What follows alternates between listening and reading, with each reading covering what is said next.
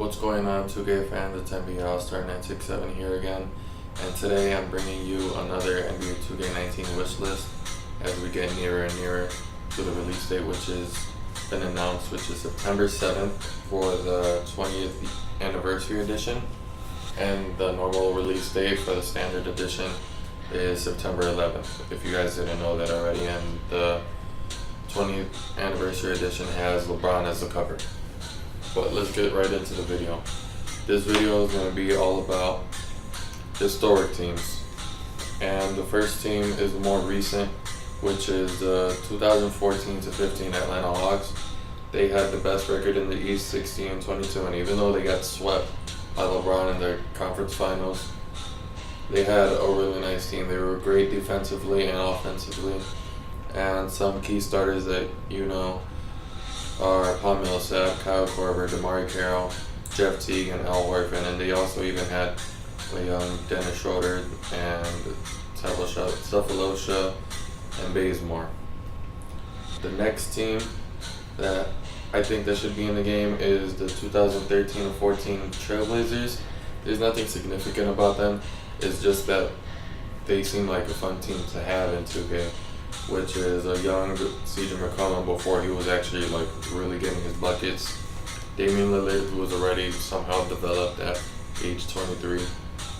Nicholas Batum when he was still good. Same thing with Wesley Matthews, LaMarcus Aldridge, and Robin Lopez. They also had some other players on the bench like Mo Williams and Will Barton. And even though there's so many Lakers teams in the game, I still think we should add another two, and one of those being the 2009 to 2010 Lakers, which consisted of Kobe, Pau Gasol, Metta World Peace, Derek Fisher, Odom, and even Andrew Bynum before he gave out on basketball and his knees gave in on him supposedly by bowling. And this was also the year that they won the second title of a back-to-back. And then another team which went against the Lakers was the 2008 to 2009 Orlando Magic, which was Dwight, of course, in his prime, and they lost in the finals to the Lakers. The team also had Rashard Lewis, Yuta Turkoglu, Courtney Lee, Michael Petras, JJ Redick, and Jameer Nelson, just to name a couple of people. And this team also, there's nothing really significantly great about it in terms of like the history of the NBA.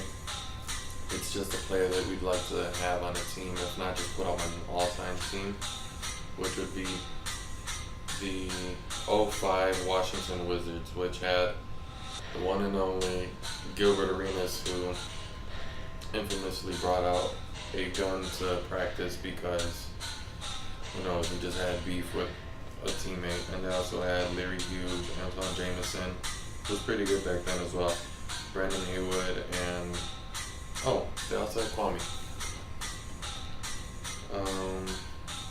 2005 Seattle Supersonics is another team that should be in the game just because of the names that are on the team, which is just basically Ray Allen and Rashard Lewis in their prime. There's also the young Nick Collison, if you want to mention him, Vladimir Radmanovic, but who knows if 2K could get the rights to someone, like to most of the people, because they're a bunch of no names basically.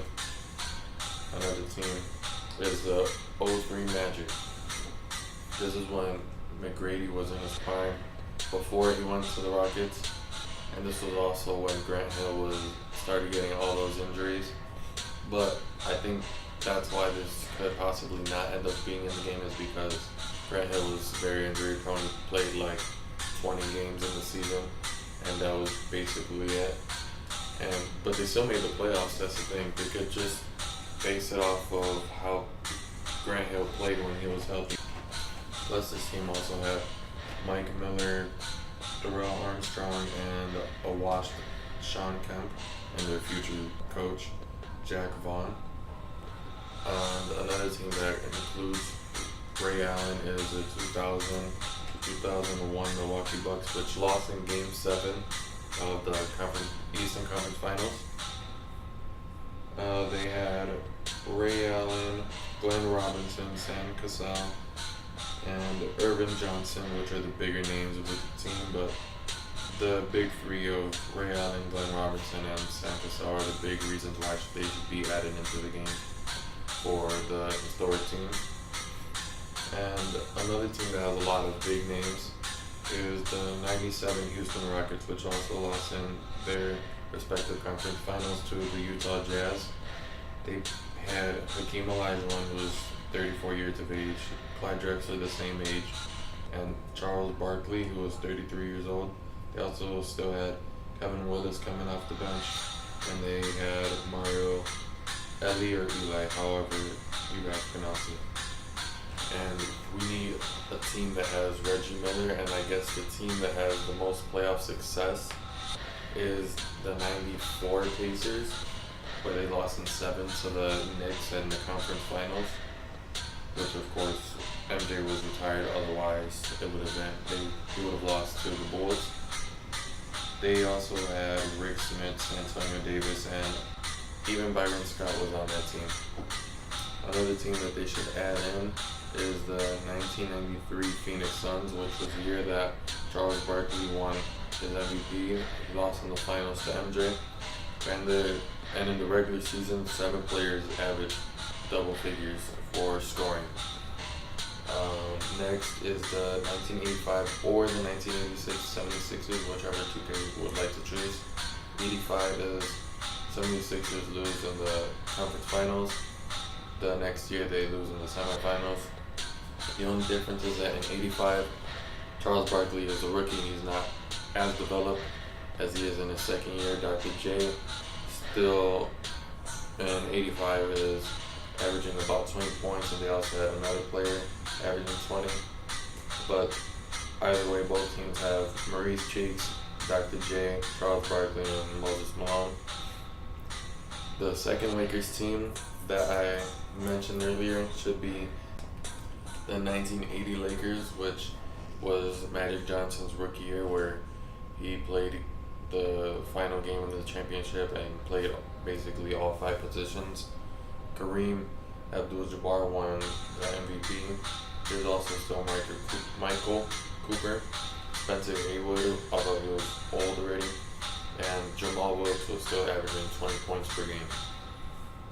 Another team that's really old school, which was in the 60s, is the 1967 Philadelphia 76ers.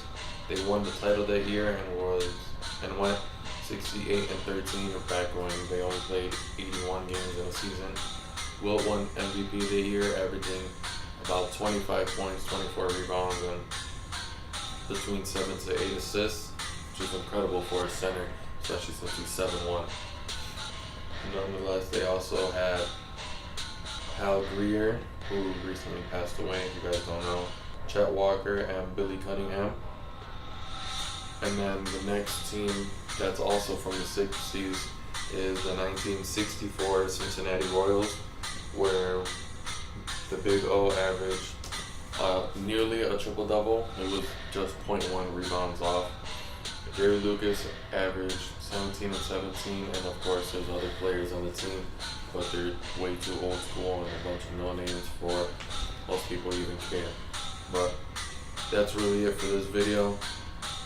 It was all about historic teams once again, and I really hope 2K takes these into consideration. I know it might be difficult to get the rights for these players to be in the game, like Reggie Miller and Charles Barkley, and even Moses Malone again. I don't know why he's not in the game this year for whatever reason that may be.